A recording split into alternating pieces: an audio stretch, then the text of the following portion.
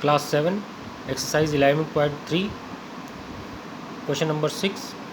Question में हमें कहा जा रहा है in an isosceles triangle a base is 4 times it's vertical angle, find all the angles of the triangle.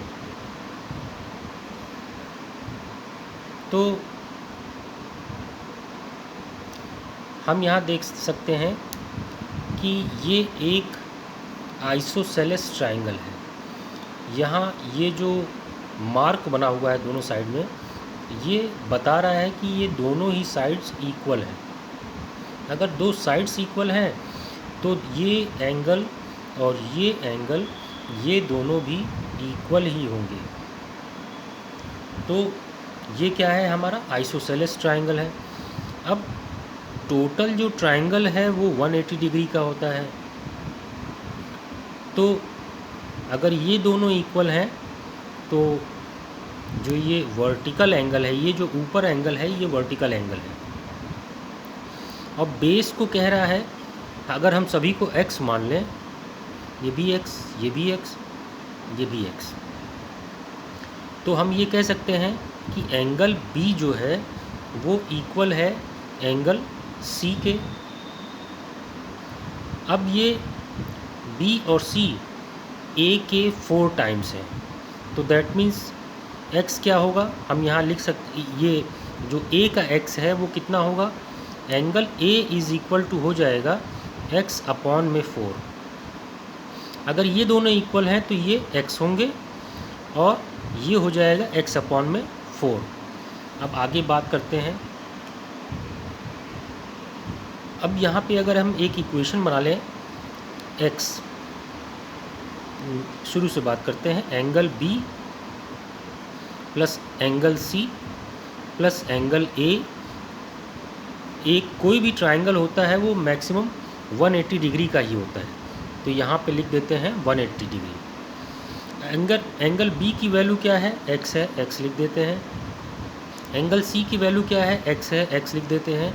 Angle A क्या होगा, x/4, तो यहाँ पे x/4, देखिए पहले भी यहाँ बता दिया था x अपॉन में 4 इज़ इक्वल टू 180 डिग्री।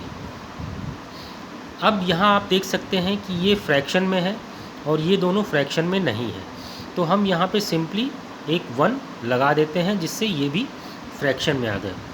अब आप देखिए कि यहाँ पे 1, 1, 4, तो इन तीनों का एलसीएम लेंगे तो एलसीएम क्या आएगा, 4 ही आएगा। अब आगे 1 की टेबल में 4 कब आता है, फोर्जा पे ही आएगा, तो उस फोर्जा को इस x में मल्टीप्लाई करने पे 4x आ जाएगा। अगेन यहाँ पे ये प्लस का साइन है, यहाँ भी प्लस का साइन लगा देते हैं। 1 की टेबल में 4 कब आएगा, फोर्जा पे आएगा, तो उस फोर्जा को इस x में मल्टीप्लाई कर देते हैं तो ये आ जाएगा 4x। अब आगे देखते हैं, 4 की टेबल में 4 कब आता है, वंजा पे आता है, तो वंजा को इस x में अगर मल्टीप्लाई करेंगे तो x ही रहेगा, यहाँ पे आ जाएगा 180 डिग्री। इस 4 को अगर हम RHS में ट्रांसफ़र कर देते हैं तो यहाँ ये डिवीज़न में है, यहाँ जाके मल्टीप्लिकेशन में आ जाएगा। तो अब देखते हैं क्या इक्वेशन बनती है। पहले इन सबको ऐड कर लेते हैं। 4x plus 4x 8x plus 1 मोर x। 1 यहाँ लिखा नहीं जाता है लेकिन ये होता है, सपोज़ करते हैं कि ये 1 ही है, तो ये टोटल कितना बन गया, 9x, और यहाँ क्या आ गया, 180 इंटू 4।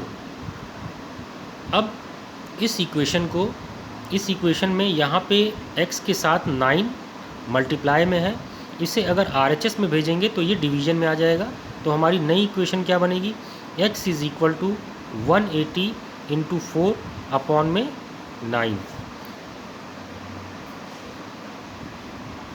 तो हम यहाँ देखते हैं, अगर हम इसको सिंप्लीफाई करें तो 9 1 ज़ा 9, 9 2 ज़ा 18, तो ये 20 हो गया। अब x की वैल्यू क्या आ रही है, 24 ज़ा कितना हो गया, 24 ज़ा 80, तो ये x की वैल्यू आ गई 80। तो दैट मीन्स कि यहाँ हमारा जो ये x है ये 80 डिग्री का है ये x 80 डिग्री का है, और ऊपर का जो a है, जो हमने पहले angle a is equal to x/4 मारा था, अगर हम यहाँ पे 80/x की जगह पे 80 रखते हैं, अपॉन में 4 कर देते हैं, तो 4 1 ज़ा 4, 4 2 ज़ा 8, यानी 20 डिग्री a की वैल्यू आ जाएगी। तो हमारा एंगल a हो जाएगा 20 डिग्री का। This is the solution, complete solution. You can take a screenshot of this.